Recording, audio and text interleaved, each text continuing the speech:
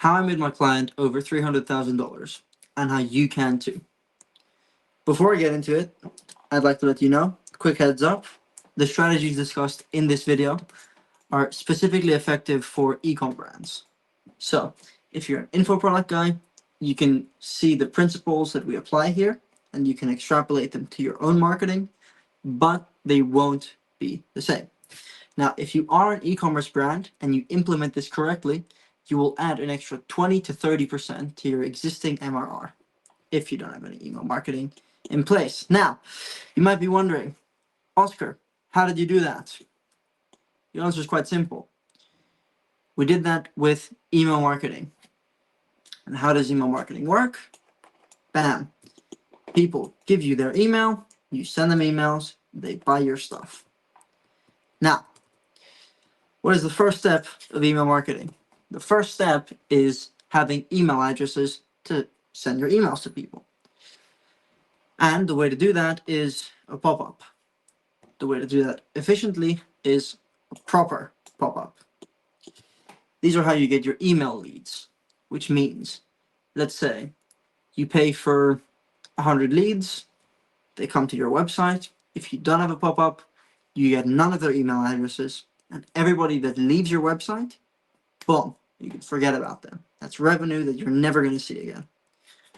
However, if you do have a pop-up, you can collect some of these email addresses and then send them emails so that they can buy your stuff later on the back end.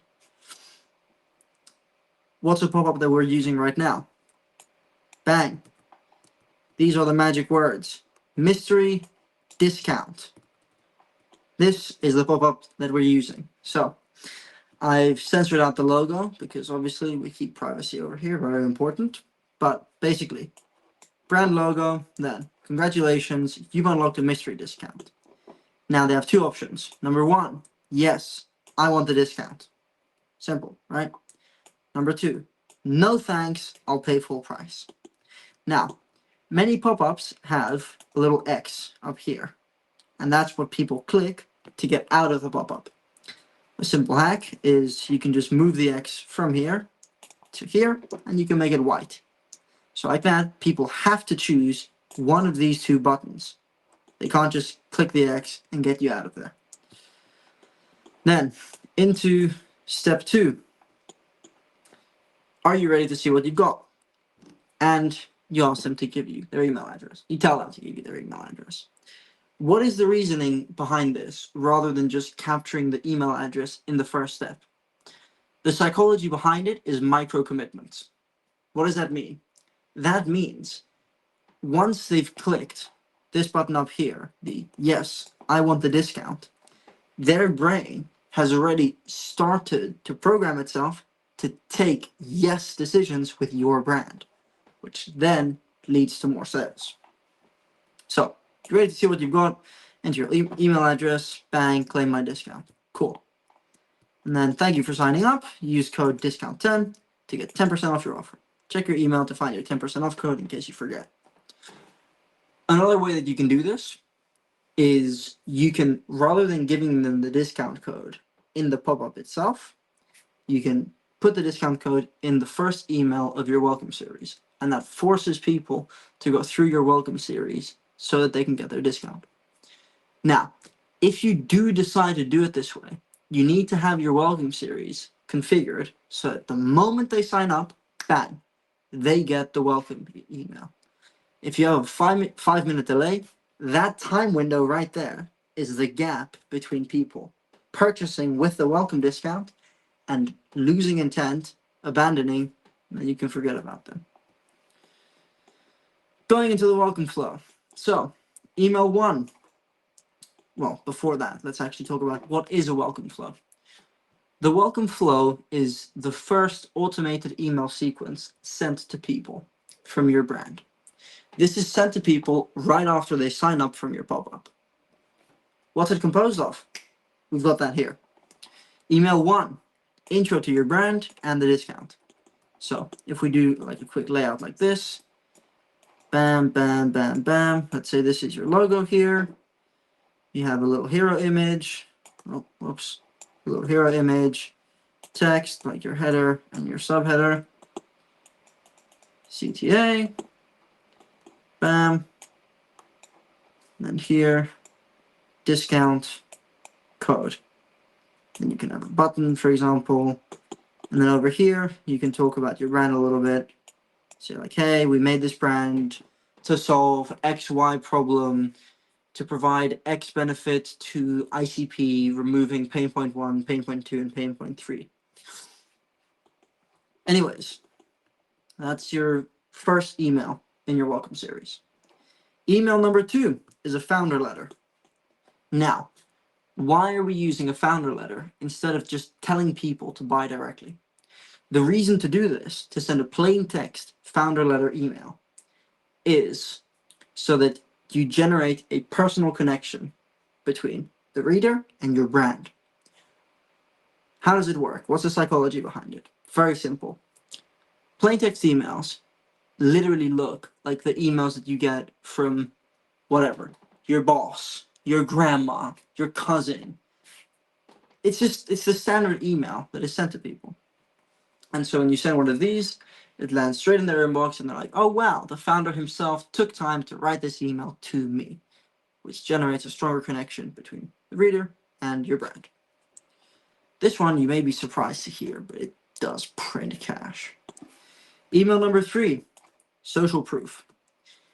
Here, you want to leverage social proof that you have, such as reviews, before and afters, case studies, so that you build more trust with people, which then leads them to buy your products. And then email number 4 is why we're different. So here you want to talk about your USP, your unique selling proposition. Anyways, your unique sales point. Like, what makes you different? So let's say, for example, that you're a sneaker brand and you make your sneakers in an eco-friendly way and you make them in Europe with proper wages paid instead of having a 3-year-old Chinese kid make it for you. Talk about it. You just tell people, hey, we do this, we do that. This is what makes us different.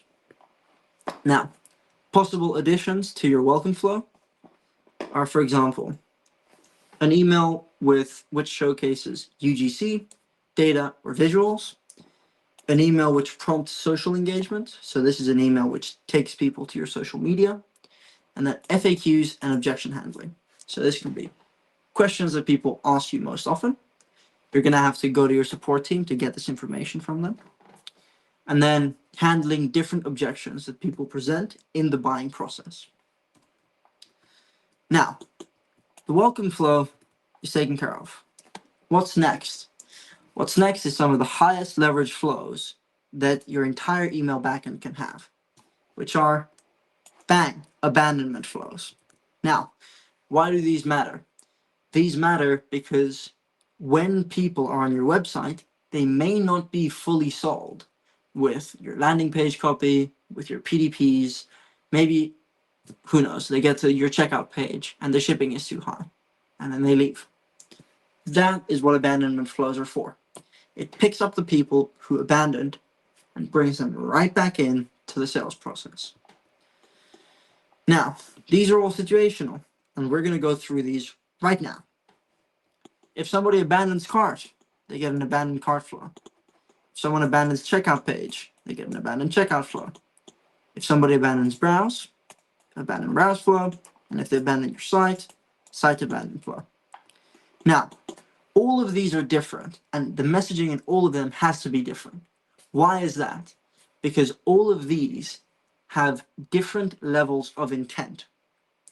Meaning, depending on the kind of abandonment which occurs, someone will have more buying intent than another person.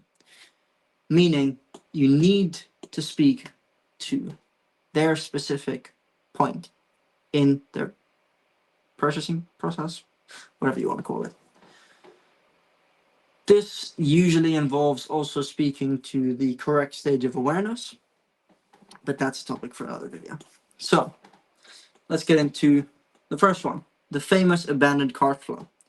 This is when somebody gets to your cart page, they click add to cart, and then they don't buy. So Email number 1 is a gentle reminder with a dynamic cart preview. You can set this up in Klaviyo. The angle is very simple. Forgot something? You basically want to just give them a gentle reminder of, hey, you put this in your cart. There's a reason for it. Check it out. Then email number 2 is removing hesitations with social proof. So here you are telling your ICP things that other people within your ICP used to deal with, and now they don't deal with it anymore since they got your product. Or it can be reviews, before and after, it can be visuals, anything you want really. And then email number 3 is an email meant to create urgency with a final reminder that, hey, this is it. We're not holding onto your cart any longer, and a discount. Then the abandoned checkout flow. The abandonment flow with the highest intent. Why? Because when somebody's at your checkout page, it means something.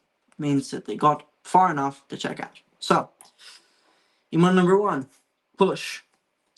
You just want to push the reader to take action and get to their dream outcome.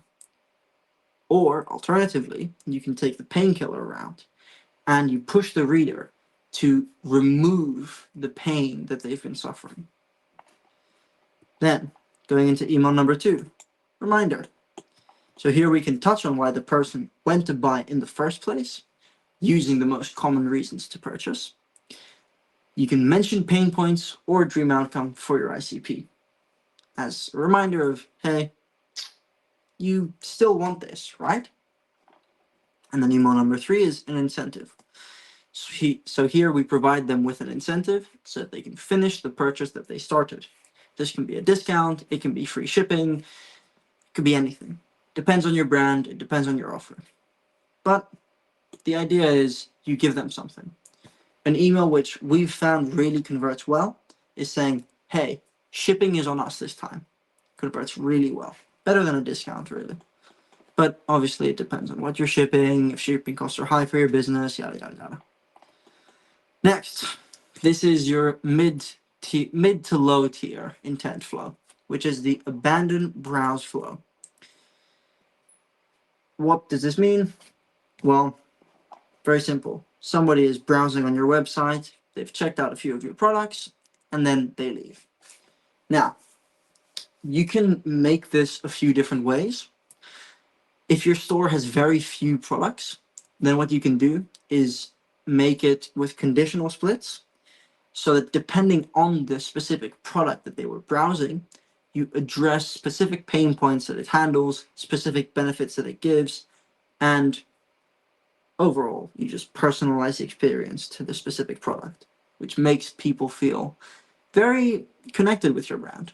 They feel like, hey, this brand has been looking out for me. Alternatively, if you have a wide catalog of products, you can separate it by categories and do the same. So, email number 1, nudge. You just want to feature the product or category that they were reviewing, mention the benefits, mention the pain points that it takes away, and just say like, hey, you were checking this out. We thought that we would remind you of what you were seeing. Email number 2 is reassurance. So here you want to showcase benefits and social proof so that you can reinforce revisiting your site and purchasing your product.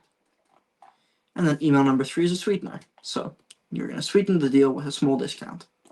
And if you don't have any discounts available for people in this intent stage, you can pivot to education. Then you've got your site abandon flow.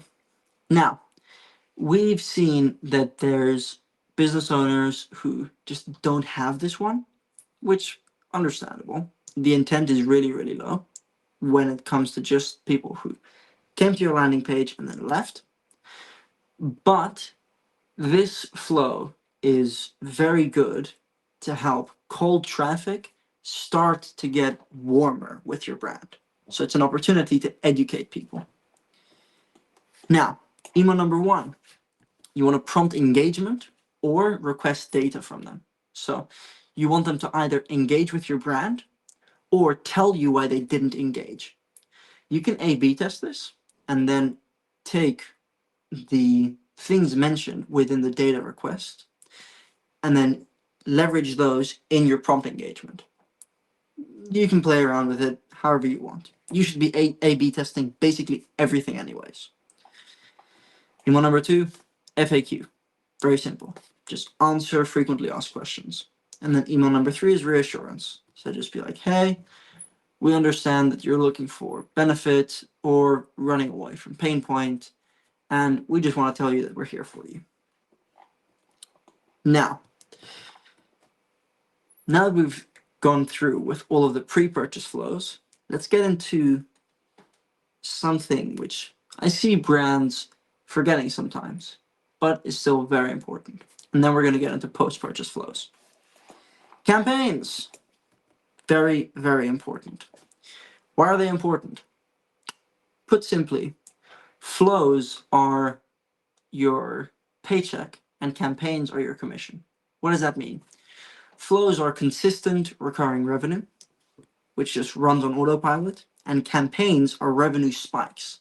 So these can be promotions like Black Friday, for example, or you can nurture your list, you can give them value, you want to keep them engaged. A system that we use is this one. So we provide value, we then nurture, so we provide education, and then we sell. So we cash in the trust that we've built by giving them value and nurturing them. What would a campaign sequence look like? Well, here we go. So let's say that your segment is your 60-day engaged list. So campaign number 1 is a how-to guide for product A. Then, oh, that 2 is really messed up. 2 days. 2 days later, bang, campaign number 2. Social proof for that exact product. So here's your value, here's your nurture. And then you can A/B test on the 3rd campaign, for example, where you do a sales email with version 3A, where you're just pushing product A. And then you can do another sales email on a version B, where you're bundling products A and B, so that you can see if your audience is open to higher AOV purchases. Then, the week after, first campaign you send is a founder letter. So this can be the founder talking about why he started the brand, talking about a specific product, talking about, how the brand works, the BTS, so behind the scenes of the production of the products. Could be anything really. Then campaign, no, this is, again, nurture. Then campaign number 2, value. So responding to frequently asked questions. Why is this valuable? Because it makes people save time. Instead of them having to specifically go to your website, they just get an email which answers their questions. And then number 3, product feature. So again, a sales email where you're featuring one of your products. It could be whatever, a lip balm or some sort of skincare or a shirt, any product that you have really. And then you can basically keep this going virtually forever. I mean, you can switch it up. You can do like value first, nurture second, sell third. You can do nurture first, selling second, and then value third. You can do it however you want. I recommend personally A/B testing to find what works best for your specific audience, because there's no such thing as a one-size-fits-all marketing. Every different audience and every different niche has different requirements. And, I mean, you got to deal with that. It's your brand after all. Now, post-purchase flows. So, somebody makes their first purchase with your brand. What do they get? Thank you flow. Very simple. Email number 1 is a heartfelt thank you with a bit of your brand story and then a soft call to action. So what could this look like? This could look like, hey, first name, thank you so much for buying this product. It means the world to us. When we first started this brand, we did it because we suffered with pain point A and we wanted to bring benefit A to ICP, for example. And then a CTA could be, check out our other products. So you can do a soft sell, for example. Now, more than selling them, your focus here should be on getting engagement from them. So that can be, hey, follow us on social media. Hey, reply to this email and tell us your thoughts. Anything you want. Then, if somebody repeats a purchase, you can use the same flow to provide them an exclusive perk for loyalty. So this can be some sort of early access. You can get them into a pre-VIP or a VIP club, anything you want. And then email number 3, which is optional, is inviting them to join your community. So here you can, again, prompt them to follow you on social media, prompt them to send you a video of them using your product, joining your loyalty program, joining your referral program, anything you want. Next, post-purchase flow. You might be thinking, okay, well, I've already sent them a thank you message. What do you mean post-purchase flow? The post-purchase flow is the technical flow. It handles the more nitty-gritty side of things, like order confirmation, shipping. Then if it takes really long for your product to ship, say, for example, you're sourcing from China, you can add emails in there as a buffer. And that really helps, because when people are waiting, whatever, 3 weeks for a product to get home, if it's quiet and they don't hear anything from the brand, they feel really abandoned. Whereas if you keep in touch with them, they feel like you're staying with them every step of the way. So, first email, that's immediately after they buy, is order confirmation. You give them some reassurance, like, hey, everything's okay, don't worry, we received your order properly. And then what they can expect. So you can tell them, hey, you can expect to receive your product within the next 10 to 14 days. And once you receive the product, we're going to send you a guide, or you can send them the guide in that email, for example, whatever you want.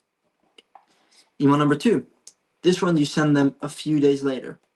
So this is going to be educational content. So how to use your product, certain benefits that people have seen with your product, different guides regarding the product itself, if you have some form of info product within your e-commerce business. Anyways, it's just providing value to them and being in touch with them after they've put their purchasing, so you can lower buyer's remorse. And then email number 3 is after use. Now, technically you could make separate flows for this. You can also just understand how long it takes for your products to ship, and then time it so that, let's say it takes you 10 days for your products to ship. Well, on the 14th day, they get the after use email, where you can ask them, like, hey, how are you finding our product? Do you think it's good? Do you think it's bad? You can ask them for a review. You can ask them for a testimonial. You can ask them for some social proof. You can give them social proof. There's a million things that you can do. But overall, this email is meant to acquire further data so that you can then reiterate different principles.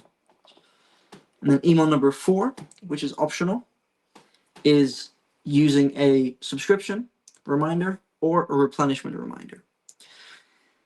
This one, it's optional and it's also niche dependent. So for example, let's say that your brand sells sofas. You can't really expect somebody to buy another couch from you right after they've bought one. But if you're selling skincare, if you're selling supplements, then you can definitely say, like, hey, top up. Hey, we imagine that you're running out of this. Why don't you get another one? Hey, if you liked our product, actually, this is a really neat one, is if their review or their testimonial is good, then you can be like, hey, if it's good, why don't you get more? Why don't you subscribe? And you can stop having to think about buying it every single time. And you can just have it at your doorstep at all times. And then if it's bad, you can have your support team contact them, say, hey, what's wrong? And you can mend the relationship with that customer, so that then in the future, they keep buying your products, because you've turned a negative experience into a positive experience. Next, cross-selling flow. So The cross-selling, also known as upselling flow, is a flow that you use to sell people more of your products, which complement the product which they've bought in the first place. Why is this important? Quite simple. Most e-com brands that I know of spend a lot of money on ads, which means that the upfront cost is high, making the margins on the initial purchase fairly low. However, if you get a second purchase, which you didn't have to spend any money on ads to acquire, your margins suddenly bump up significantly. Why? Because you don't have the cost of ads factored in.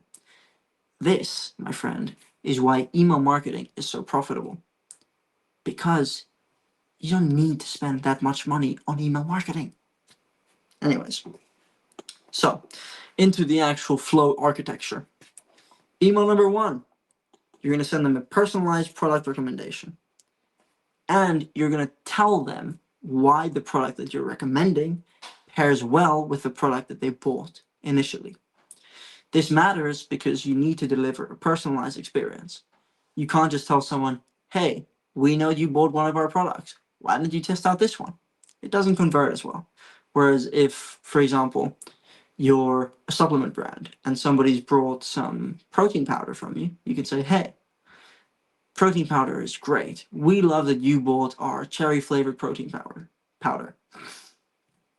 Why don't you complement your newfound muscle gains with some creatine monohydrate so that you can add water into your muscles, make them puff up and get better pumps, yada, yada, yada.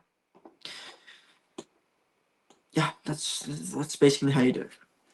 Then email number two, if they don't buy, you can offer them an incentive. So a discount, free shipping, further communication with support staff to learn what's wrong, to see how you can help them. It could be anything. And then email number three is a final reminder. So you want to use an urgency play. What does this mean? If you're using a discount or you're using free shipping, then you can say, hey, your offer for 10% off, your offer for free shipping or shipping on us will expire in 24 hours. Buy now or you're going to lose your benefit. And then, last but not least, is the win-back flow. Win-back flows aren't super money makers because they target people that are generally quite unengaged. But it does help you to get people who stopped engaging with your brand to re-engage. And it also helps you to filter out people who aren't engaging so that you can clean your list. Obviously, regular list cleaning is very important. Why is that? Well, let's say that you're going with Klaviyo and you're spending $500 a month for 30,000 profiles. But only 10,000 of those profiles are actually making you any money. You can get rid of 20,000 profiles, suppress all of them, and save yourself money on your Klaviyo bill. The thing is, you might be thinking, okay, yeah, but compared to how much money email is going to make me, the Klaviyo bill is low. Maybe. But e-commerce is notorious for having thin margins. So why would you cost yourself more money than you need to? Why not instead just cut out the people who aren't useful anyways and who are just hurting your deliverability and hurting your list health and save yourself thousands of dollars year over year. Now, into the win-back flow. So, email number one, initial engagement prod. You want to like give them a little poke, a little nudge. Hey, you, what's up? Long time no speak. What's going on? And then email number two, you make a direct ask. You can say, hey, we understand that it's been a long time since we've spoken to you, since you've heard from us. It's been a long time since we've heard from you. Are you angry at us? Is there something we've done wrong? Is there something we could have done better for you? And then you can both get further data and you can also just have a button which says like, hey, I don't want to receive anything from you guys anymore. And you get positive engagement because they've clicked. And then you can just manually suppress them or manually unsubscribe them. And then email number three, you cut them off. You get rid of them. They disappear. You take the lead, you take the email address, you tie a brick with some rope around its ankle, and you chuck it into a lake and forget about it. That's a bit extreme, but you get the point. You just want to suppress these people and get them out of your list. So that like that, you're not damaging your list health and your deliverability, which is very important because bad deliverability equals spam folder, and spam folder equals no money. So yeah, that's a little overview of how we managed to generate a client over $300,000. Now, here's the thing. This is only a fraction of what you need to generate 6 figures with email for your specific brand. However, there just isn't enough time in one video, in this video, for me to get through everything you need to do, all of the concepts that you need to implement, and all of the principles that you need to have within your email marketing. So like, yeah, here in the effortless 6-figure chart, where you're just kicking at your feet, you're chilling, and your email marketing is making hundreds of thousands of dollars for you, you're like here. Maybe not even. Maybe you're like here, you know? There's a lot more to it. However, that's why I'm giving you the opportunity to work one-on-one with me to implement it properly and scale to 150K plus per month in 90 days. So if you're an ecom brand owner struggling to push past 100K a month, you can book a free one-on-one call with me with a link in the description. In this call, you're going to get a backend audit where we're going to go over your current flow architecture, your brand copy, your deliverability, and the strategy that you're using within your campaigns.